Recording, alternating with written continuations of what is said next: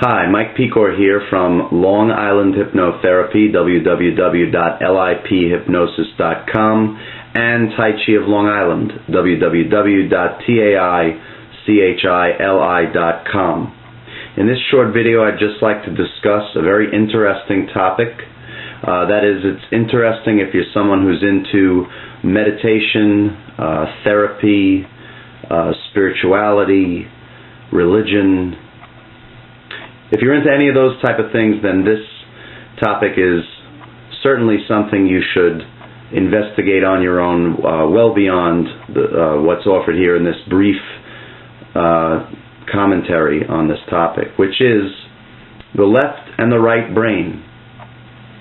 The left brain, which controls the right half of the body, is the part of the brain that's also responsible for language, thinking, understanding past and future, memory, all of the things that we rely upon every day to function in the world.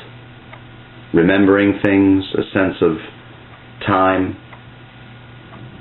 The right brain is different. The right brain is more about feeling, sensing, taking in information that is all sensory, tasting, smelling, seeing, feeling, the sense of touch, the kinesthetic sense, tactile sense. The right brain processes all of those things in a way that might be compared to, I've heard it compared to, a parallel processor in a computer. Things are experienced one next to the other simultaneously. There's a tremendous sense of unity and oneness that the right brain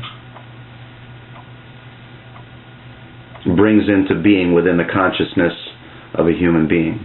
So you have the left brain, which is more like a serial processor, one thing coming after the next, different things broken down in isolation, each with a label and a name and a form, all with a category,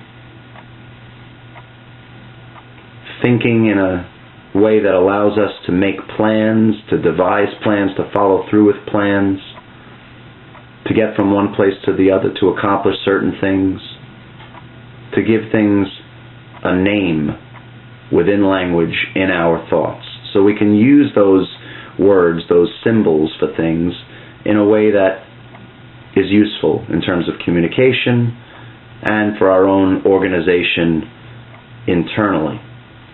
So you have the right brain that's feeling, sensing, and the left brain that is categorizing, labeling.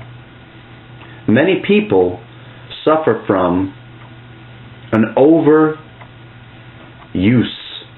of the left brain, labeling, thinking, past, future, concerned about what might happen, what did happen, what should happen, everything but what is happening. That's the right brain. Feeling, experiencing directly the moment. As if all distinctions melt away, and the oneness underlying the apparent multiplicity of things, which we usually experience, the oneness underlying all that multiplicity begins to become obvious, felt, sensed, experienced directly. So the right brain is the part of the brain that allows people who report experiences of rapture, ecstasy, bliss, oneness, being one with all things, a sense of having no chatter in the mind, all divisions breaking down, a sense of wholeness, love, godliness.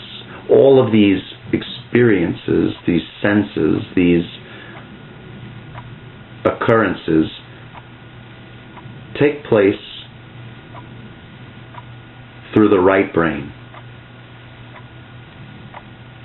So if you followed along up until now, my point is very simple. A way to approach, to remedy, to heal from excessive thinking, worrying about past and future. Neurosis itself. A way to counter that is to find ways to stimulate the right brain. Tai Chi Chuan, yoga, meditation, prayer, chanting, the giving of charity. There are many different ways that people come up with to usher in this feeling of love and oneness and godliness and spirituality, where all divisions and labels and things that separate us dissolve. I believe that if the right people did enough research